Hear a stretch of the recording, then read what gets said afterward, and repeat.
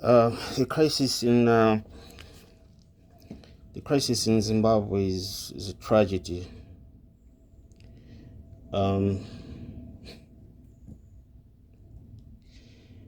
I do not understand the international community when it comes to Zimbabwe.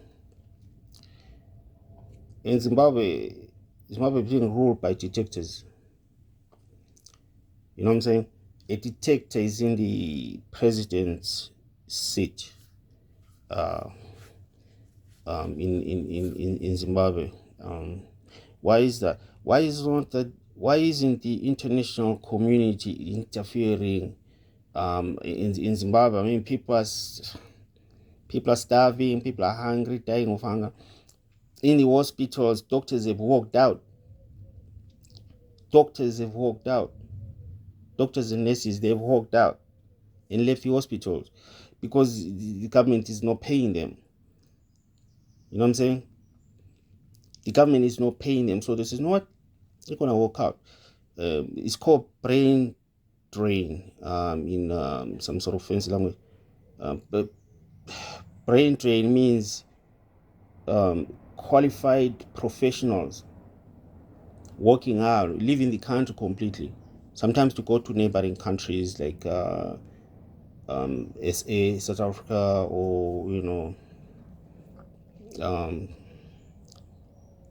Botswana, or Zambia, Mozambique, or Malawi. The fact of the matter is that the reason for brain drains are the government is not paying people. What kind of a president is that? You let the hospitals deteriorate. You let the conditions of school deteriorate. Even teachers are leaving. They walked out on the school, never to come back again. They come to the diaspora, especially those with medical degrees. They come to the diasporas and they get a job, and they can go. The diaspora is America, Canada, Australia, New Zealand, here in Britain. They just leave because there's no money, there's no pay, there's no money, there's nothing. The parents of the kids don't have money to pay for their kids to go to school. And the government is just sitting there doing nothing about it. What kind of a government is that? People die needlessly of basic healthcare. Basic healthcare conditions that can be cured by antibiotics. The government can't even issue out antibiotics to the masses. Why is that? It's because there's a detector. Emerson Mnangagwa of the ZANU people is a detector. I said this before, I say it again. You want Zimbabwe to go back to its prosperity days. Remove the party, ZANU PF. That's the problem there. Because people say, why don't you vote for another president? Listen. Voting for a president won't solve anything, because the president that is being voted for comes from the ZANU PF. It's an unwinnable battle. There was only one party state, one party. If you try to form a party, you go to prison or disappear or get executed somewhere. People are terrified to challenge the government to opening another party. People did that, paid a huge price. Some people vanished. Were taken from one valley, never to be seen again. All right? Since the 80s till now. You want a prosperous Zimbabwe? Remove, not the president. The president's party, ZANU PF, is the problem. Unroot this party from its roots and says, go. He said, this is a democracy now. People of Zimbabwe will vote for their own party. and will elect their own president that everyone participated without due harassment to rule Zim. I can guarantee 100% people come back to Zim.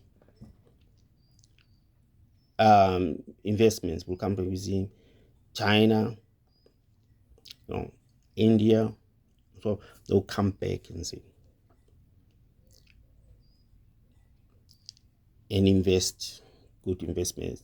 They're creating jobs and local GDP to rise up. Now the inflation is I think the Zim is the worst in the country, in the world, or one of the worst in the world. Country without currency, well, what is that? You don't even have your own currency. Their money was so useless you won't even believe. We found 100 trillion to buy a loaf of bread. Yeah, with a note is 100 trillion. So, oh my God. What? I say, yeah. The country is rich in minerals, gold, diamonds, other cotton was the best there since in Africa, other minerals. Zim is a rich country waiting for real people to re-establish it. Well, go ahead and remove the Emerson Mnangagwa. Then put someone from the ZANU PF. It will never change. Zim will always be a dictatorship. Remove that party, ZANU PF. Remove.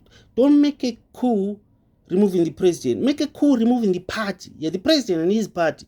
Say no more ZANU PF. You've been ruling since what? 1980, when Zim had was liberated from the British Empire. In 1980, the Union Jack came down and the flag of colors came up in Zimbabwe, which was fine. Even though the country was being ruled by British Empire, look, there was jobs. There was jobs, the economy was thriving. People came from Africa to go to Zim. Yeah, see someone from Ghana says I should go to Zim, man. From Ghana, they're coming to Zim. Even doctors from Ghana coming to Zim. Zim was the best. The pound sterling was greater than any currency in Africa. A part of the world, come to think of it, if not the whole world. Yeah, the settlers were there, the British Empire and so on and so on. But there was jobs, there was food, there was security. People came from other countries to live in Zim, to live and work in Zim. What do you think of that? It was thriving. Cotton, tea, yeah, believe it or not, from Nyanga.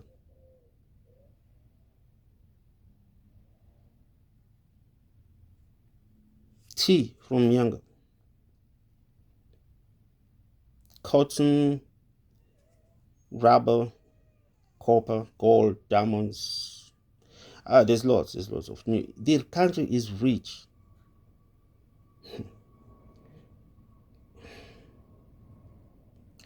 If Zim wasn't left to be exploited by one person and his party, political party, Zim is rich. I believe firmly that if you remove the party, the ZANU PF party and their president, and remove them completely, dissolve it, so there is no more ZANU PF. Now you gather all the people around in Zim with international forces watching that there is no rigging or anything, and let Zim allow people to form their party, political parties, and then let the people of Zim decide which party to vote for.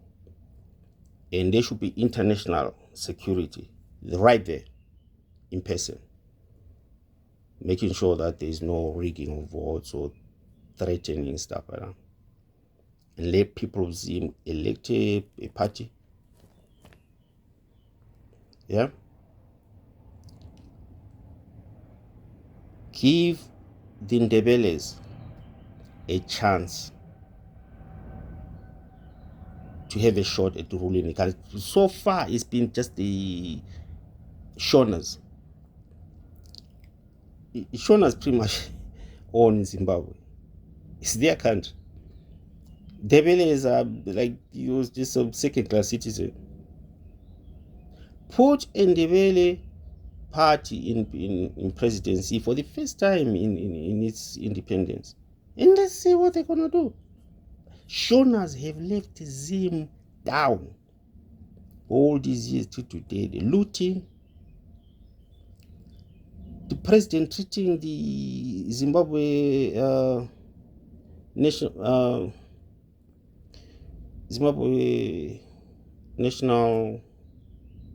Bank as his personal bank account. Yeah. Kids can't go to school, there are no teachers, there's no money, there's no books, there's nothing. But the president sent his children Switzerland, boarding school, and so on and so on and so on. President used the Zimbabwe National Bank as his own personal bank account. Driving in big cars, luxury big cars, air conditions, when people are starving for food. Some people go to bed without anything they've eaten. What kind of a place, what kind of a country is this? How did the president care? He's living in his palace, he's got his own things going on. What mesmerizes me the most is the whole world is seeing what is happening and they're not doing anything. The world responded to Idi Amin's genocide, and the world responded to Sierra Leone, the Hutus and the Tutsis genocide. The world responded, and the government, the rebels were toppled, and there was peace in the country. Why can't you not do it in Zimbabwe? Why are people ignoring Zimbabwe? Zimbabwe was a genocide as well. Yeah. 1980, 1991, in the power of the struggle, there was genocide. They wanted to wipe out the Ndebele tribe, just like Saddam Hussein did to the Kurds, the Kurdish tribe. He exterminated it. The entire village is exterminated, or everything.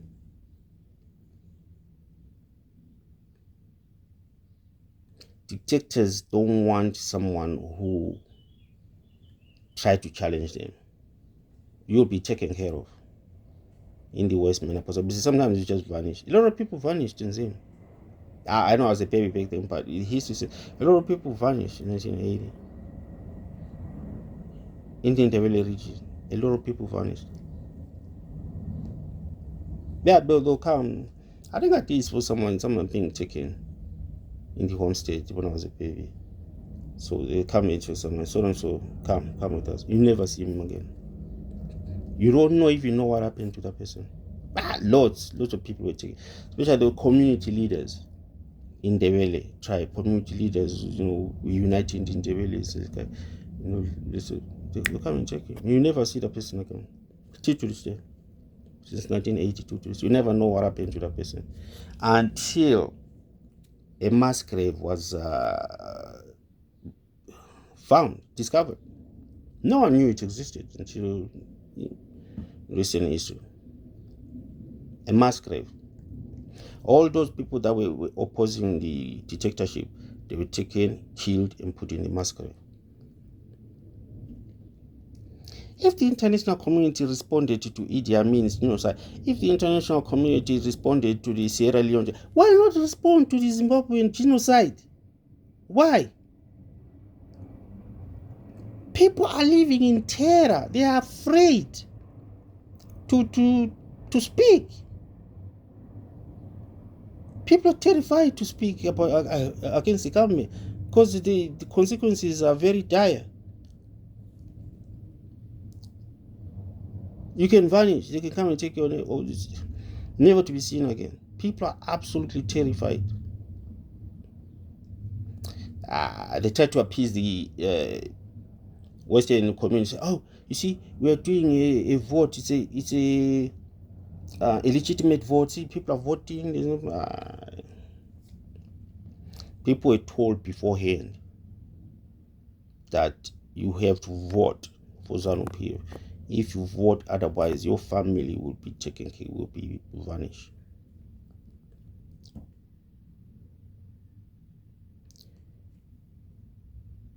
They removed President Robert Mugabe, and the world was sighed. Now we're gonna get back Zimbabwe. Another dictator who's Western came in, and there's gonna be another. Don't remove the president because they will put another. Remove the party altogether. Say this party's been there since 1980. Remove it. Just remove that party and put Ndebele tribe party, and let's see what is gonna happen. Just remove the Shona government altogether completely and put Ndebele government. You will see the development. Within a year, Zim will be picking up. 3 years, Zim will start thriving. 5 years, people will be going back to Zim. Doctors, nurses who left Zim, they'll be going back to their country to practice medicine there. They will leave the diaspora and go back to Zim. Doctors, nurses who went to the diaspora, America, Canada, Australia, New Zealand, Britain, they will leave Britain and go and resume their medical expertise there. Doctors, nurses, and so on will go back to Zim. Because there will be jobs there and they were going to be paid accordingly. Zim will never recover. Just remove ZANU-PF. That party is the problem. If we remove Emerson Mnangagwa, ZANU-PF will put as someone else. President Robert Mugabe was ZANU-PF, right? They removed him. Who came back into power? Who came into power? Emerson Mnangagwa, who was a deputy president of Mugabe. You remove Emerson Mnangagwa, he's deputy. It's an unwinnable battle. Just remove ZANU-PF completely and say this party ZANU-PF is the problem. Not the president, not the order. The party itself. If you remove ZANU-PF, you also remove the president, obviously.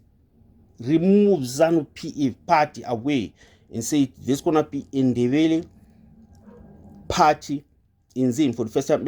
I can guarantee things will change in Zim.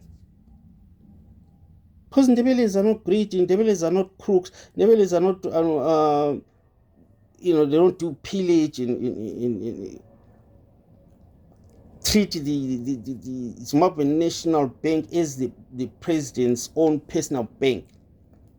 Their wives coming here in London for shopping spree, Dubai and shopping spree, their kids go to Switzerland, boarding schools and all that kind of stuff. And him, the president, his family, and his loyalties in his own of driving in big luxury cars, air-conditioned luxury cars, living in big palaces and mansions, while the people are starving there. There's no food, there's no schools, there's no clinic, there's no hospital. People are dying of things that can be treated by a course of antibiotics. People are also dying of starvation, of hunger. What kind of a country is this? The inflation rate is at a point where, it's ungraded. You can't grade it because it's unknown.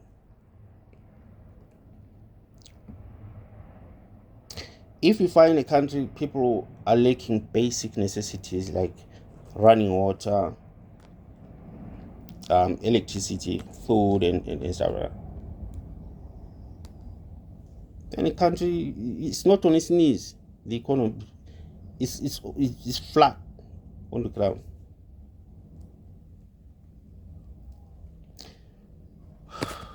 The international community is doing nothing about it. Absolutely nothing. They are watching to see what's happening. Why isn't America going to Zim and intervene and says, Emerson Mnangagwa, we're going to remove not only just you and your party, because your party is the problem. Every time we remove a detector, someone comes from your party. It's a unwinnable battle. So we're removing this ZANU-PF. We want the Ndebele tribe to rule the country for the first time ever. And we'll see what will happen. No. America just stand back. So Let them sort their life there. Cyril Ramaphosa, now he's in the in South Africa. Cyril Ramaphosa can make a change in Zim. Cyril Ramaphosa can send his military in Zim and remove Emerson Mnangagwa and the ZANU PF. Ban ZANU PF never to practice politics anymore. Remove ZANU PF and put a Ndebele tribe in power. For the first time ever, we'll see what Ndebele tribe will do. No. He's sitting there, he doesn't give a shit. Cyril Ramaphosa said that it's not a problem. It's the people's responsibility. The international community is doing the same things. It's the people of Zimbabwe's problem. They need to sort it out. No. The ZANU PF commands the loyalty of the army. There is no one who can stand against the government. International community are the only one who can stand against the government and remove, not Mnangagwa himself, the whole party, Mnangagwa and his whole ZANU PF. This was a one-party state. This is not anymore. They're going to be political parties here of all tribes, any tribes in Zim, and let people vote for who they want. The point in Zim will never change, ever, while ZANU PF is still in power.